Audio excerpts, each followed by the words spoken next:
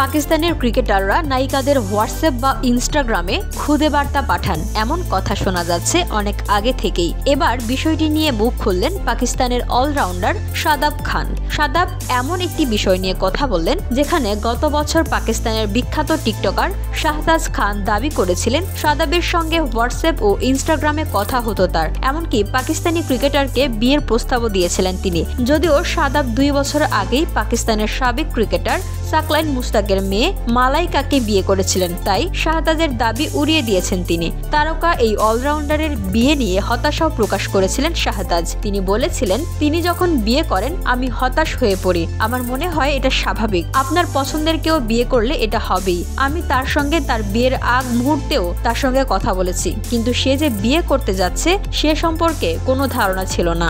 শাদাব মনে করেন ক্রিকেটাররা যে নায়িকাদের মেসেজ পাঠান বিষয়টিতে কোনো দোষ নেই, এমনকি এগুলো নিয়ে ড্রেসিং রুমেও আলোচনা হয়। কিন্তু আলোচনায় আসার জন্য বেশিরভাগ সময়ই এসব অভিনেত্রীরা বিষয়গুলোকে অনেক বাড়িয়ে বলেন। জিও নিউজের হাসনা মানাহে নামক একটি অনুষ্ঠানে শাদাবকে একজন ভক্ত জিজ্ঞেস করে বসেন, বেশিরভাগ অভিনেত্রী দাবি করেন যে ক্রিকেটাররা সামাজিক যোগাযোগ মাধ্যমে তাদের কাছে মেসেজ পাঠান, আপনি কি কখনো কাউকে মেসেজ দিয়েছেন? উত্তরে পাকিস্তানের এই অলরাউন্ডার বলেন, যদি ক্রিকেটাররা মেসেজ পাঠিয়েও থাকেন এতে সমস্যা কোথায়? সবারই ব্লক করার সুযোগ আছে, পছন্দ না হলে উত্তর দেবে না তারা। যদিও তারাও মেসেজের উত্তর দেয় এবং আগ্রহ দেখায় যে তারাও কথা বলতে আগ্রহী। BOD Bangla news desk.